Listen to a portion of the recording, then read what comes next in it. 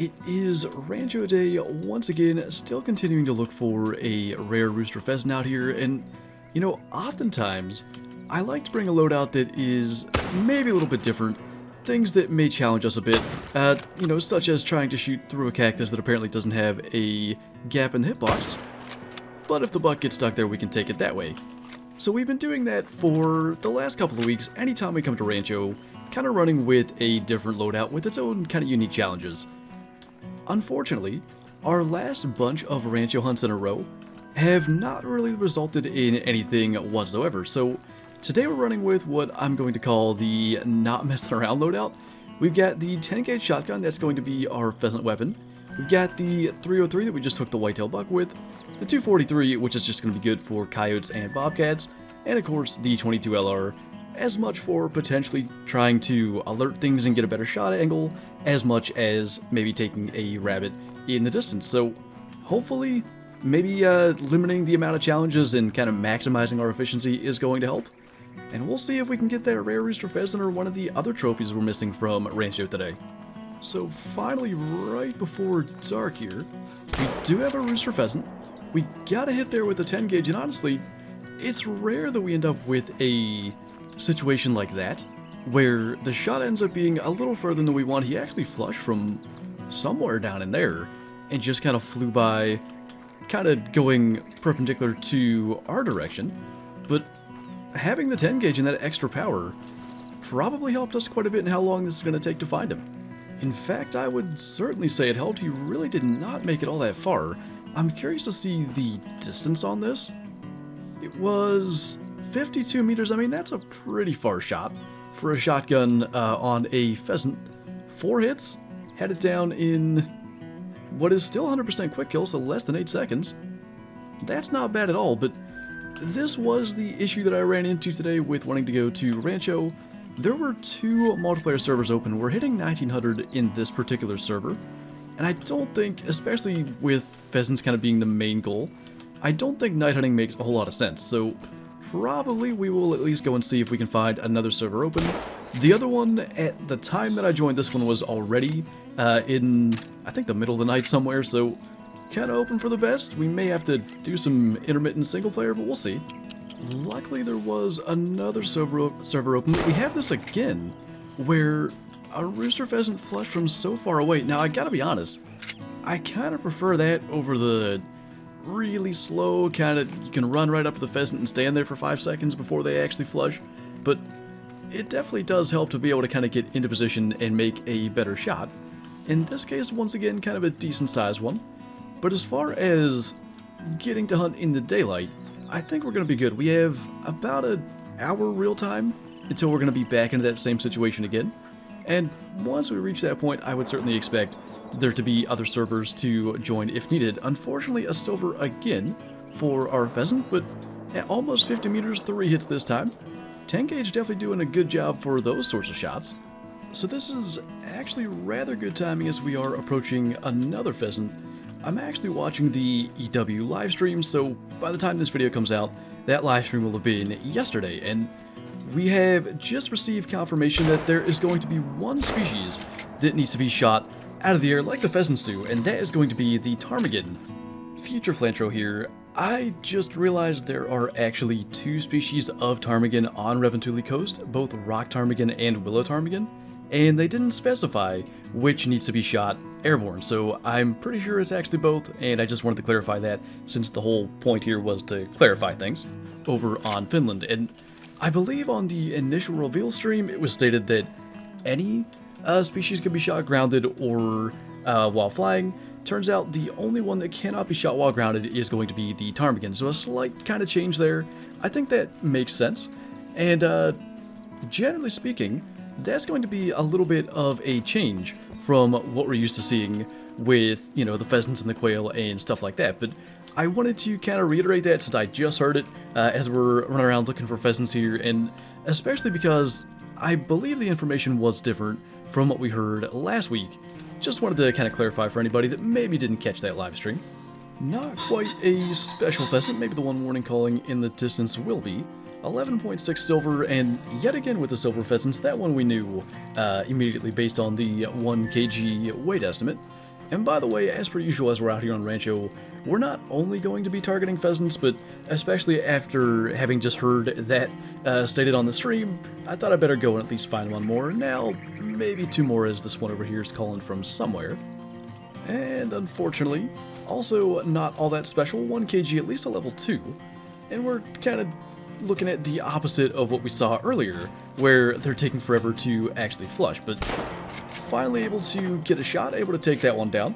And I think the goal for the rest of the hunt is going to be still try to stay in areas where pheasants can be, but maybe look for mule deer, whitetail, maybe some javelina. We don't hunt them as much anymore. We'll kind of see what we can do.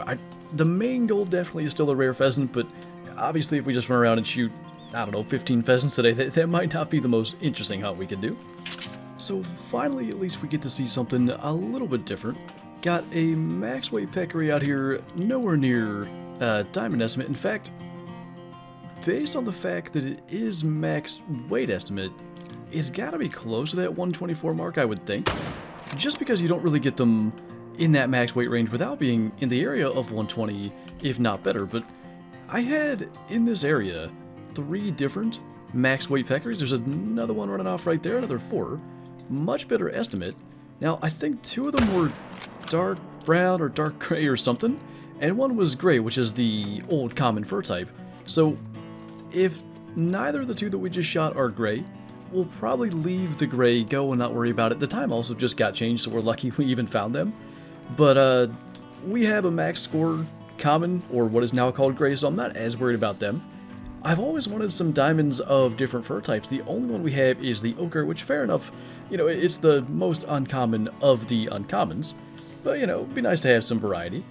But the first appears to be a dark brown, 119.2, so close to that 124 mark that was the max. And I'm hoping, I'm pretty sure the shot that we made on the second one should have reached close to, if not all the way to the liver, to where that could be technically a vital hit as well, even though it was running straight away. Just need to figure out where exactly that was. And then our other one, there's plenty of blood there. It was indeed all the way to liver, 119.2 for that one. Brown fur type though. There actually, you know what? Pretty good chance that is still the other one that I tracked. I said they were the same fur type, but we've talked about this before. Anytime that you pick up a track and then another track that's the same species and same weight estimate, the fur type will not display correctly. It's going to display the fur type of the first one no matter what. So I probably just forgot about that and didn't pick up another track. The way to fix that, by the way, let's say you get 2 26 to 31 kg peccary tracks in a row, just click on any other one that's not the same weight estimate or another species entirely and go back to that second track. It'll show the correct fur type. So just quickly to show what I'm talking about, we've got an 18 to 22 kg color peccary track, brown fur type. Then I believe it was also this one, also 18 to 22. It displays as brown, so we need to remember this particular one. We're going to go and pick up, I think this track over here was a different one. There's a bunch of 18 to 22 females, unfortunately. So actually this is that max weight gray. Now, if we come back to what was our second one, 18 to 22 female, actually a dark brown fur type, not the brown that it displayed. So simply by clicking on another track that's not the same weight estimate, that will fix it. And I'm kind of tempted to go and try to find this max weight one. I had a call from over here, so maybe it's actually close by. It has been quite intriguing to find the new places where mule deer are on Rancho. I'm fairly confident saying there were no mule deer down here in the southeast when the map came out, and up until, was it the AR update, or maybe even more recently, when this change happened, but there was a decent one kind of hiding back in there. Hopefully that was a decent shot. Definitely not quite like the cactuses earlier. He's going down. I'm actually not sure if that's a lung or not. There's a chance it was a bit far back, but even just seeing them down here resting, it's so much different than it was. I mean, all the mule deer for the most part were clustered in the northeast, so to see them more spread out, I like that it's something you can encounter while hunting other species. You almost had to target mule deer before to find them. Now they're kind of all over the place. I don't know what's happened over there, but definitely an interesting way that he ended up going down. Sort of hung up in a small tree here. But it was low bleed rate. Yeah, it was a bit far back. I didn't think that far back, but I guess 130 meters while he's walking. Makes sense we should have let him a little bit. 255 though, obviously nothing huge, and I kind of just wanted to highlight the fact that they're down there. And, you know, maybe I'm kind of the last one to find some of this stuff out, like where the mule deer are and where the pheasants and stuff are now since the redistribution, but I don't know, I liked it. Same as the Ptarmigan thing with Finland. For anybody that doesn't know, I like to kind of point it out, and I think it even helps with me. When I say it and when I make a point of it, it's more likely I remember next time I'm looking for them. I'm beginning to think that maybe single player is the move, specifically for pheasants. It's a tough thing, and honestly, this is the exact same thing that we encountered with the antelope jackrabbit. I can't remember exactly what the total was, but I had guessed that I shot in the area of 700 to 750 antelope jackrabbits in single player, and never did ultimately get a diamond. We have since shot 2 diamond antelope jackrabbits in multiplayer, but much like the antelope jackrabbits, it's really tough to grind for pheasants, and that's why I chose multiplayer. Because there is no drink time, it's kind of tough to know that you're encountering all the pheasants or as many pheasants as you'd like, because they're in less predictable locations. And the thing about that is, we keep on coming out to multiplayer and we just ultimately don't really get anywhere. And I do think, at least as I continue to see more pheasants, I get a little more confidence that maybe I could kind of grind for them and have some level of success just by finding those same pheasants in those areas over and over. Now the tough thing is, there is evidently an upcoming reset, I believe for like every map except for Silver Ridge Peaks, with the Finland update.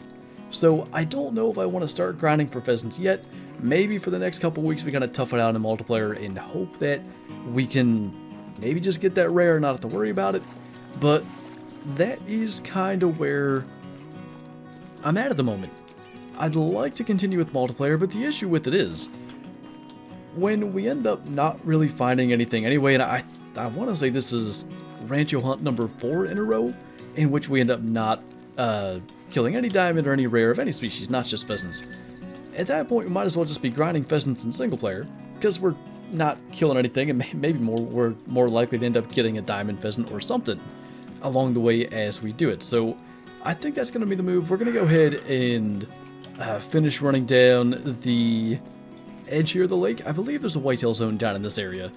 Just kind of wrap up, make sure we're not missing anything, and then unfortunately I think we are going to be wrapping up for today.